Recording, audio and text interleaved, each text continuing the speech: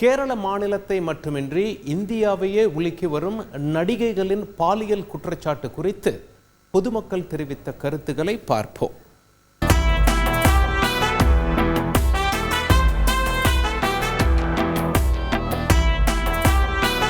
பாலியல் புகார்களை பொறுத்தளவுக்கு கால தாமதம் இல்லாமல் கொடுக்கணும். ஏன்னா நிறைய சட்டங்கள் இருக்குது பெண்களுக்கு ஆதரவாக. இந்த பாலியலுக்கு எதிராக நிறைய சட்டங்கள், பெண்களுக்கு பாதுகாப்பாக நிறைய சட்டங்கள் இருக்குது. இந்த சட்டத்தை பெண்கள் நடிகைகளாக இருந்தாலும் சரி, யாராக இருந்தாலும் சரி, அந்த சட்டங்களை சரியாக பயன்படுத்தணும். அதாவது என்னென்னா பார்த்தீங்கன்னா, இது நிறைய பழி வாங்குறதுக்காகவும் இந்த சட்டத்தை நிறைய பேர் பயன்படுத்துகிறாங்க. இந்த முன்விரோதங்கள் காரணமாக அப்படி இந்த மாதிரி இவங்களை பழி வாங்கணுங்கிறதுக்காக நிறைய பேர் இந்த சட்டத்தை பயன்படுத்துகிறாங்க. அந்த மாதிரி சட்டங்களை பயன்படுத்தாமல் பாதிக்கப்பட்ட உடனே சம்மந்தப்பட்ட அதிகாரிகளை பார்த்து புகார் கொடுத்து அது உண்மையா என்னங்கிறது கண்டறிந்து அந்த மாதிரி சட்டத்தின் மூலமா அவங்க தீர்வு பெற்றுக்கொள்ளலாம். ஏன்னா உடனே தெரிவிச்சாதான் அதோட விளைவு என்னன்னு எல்லாருக்கும் தெரிய வரும். எதுவுமே தெரியாம இருக்கிற மறைமுகமா இருந்தா யாருக்குமே கடைசி வரைக்கும் எதுவும் தெரிய வரப்போறது இல்லை.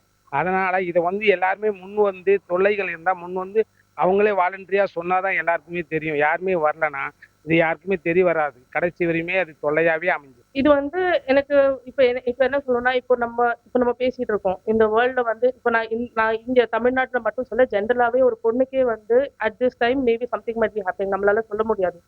ஸோ இது ஆனா எந்த அளவுக்கு வெளியில வாய்ஸ் அவுட் ஆகுதுன்றதுமே வில் ஹேவ் டு see. ஏன்னா சில பேர் சொல்லுவாங்க, சில பேர் நம்ம என்ன சொல்ற மானம் போயிடும் இல்லைன்னா அந்த மாதிரி இஷ்யூஸ்னால நிறைய பேர் அதை ரேஸ் அவுட் பண்றது இல்லை.